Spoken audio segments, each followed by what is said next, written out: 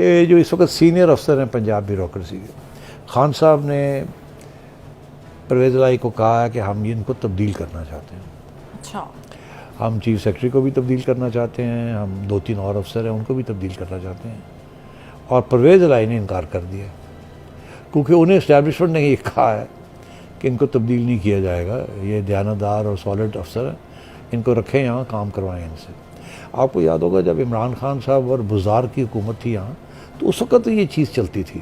Establishment کی طرف سے ہدایت ہوتی تھی عمران خان کو کہ فلانے کو چیف سیکرٹری لگائیں، فلانے کو پرنسپل سیکرٹری لگائیں، اور خان صاحب جو تھے وہ کچھ اور ہی کر دیتے تھے. پھر یہ لڑائی جھگڑے چلتے تھے.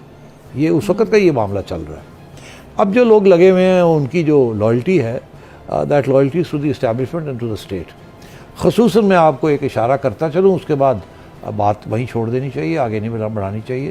اس وقت کے جو فائنانس سیکرٹری ہیں جو کہ اس کو یقینی طور پہ محسن لغاری صاحب نے کنسلٹ کیا ہوگا. ظاہر ہے اگر آپ منسٹر ہیں تو سب سے پہلے مشورہ آپ نے جس کا لینا ہے وہ آپ اپنے سیکرٹری کا لیتے ہیں. ایسے ہی ہے نا، یہ تو پتہ ہے سب کو. تو انہوں نے پھر اپنے فائنانس سیکرٹری کا مشورہ لیا ہوگا. تو فائنانس سیکرٹری نے اگر آپ تھوڑی سی انویسٹیگیشن کریں تو آپ کو پتہ چل جائے گا کہ انہوں نے کیا ایڈوائس دی ہوگی. اس سے زیادہ میں نہیں کہنا چاہتا.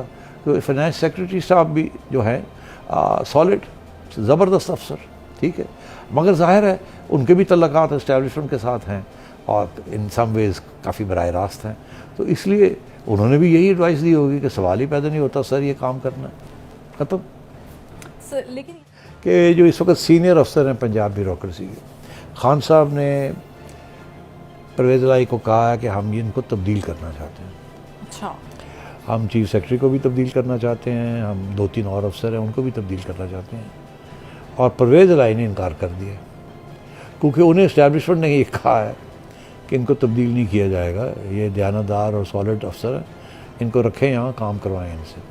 آپ کو یاد ہوگا جب عمران خان صاحب اور بزار کی حکومت تھی یہاں تو اس وقت یہ چیز چلتی تھی.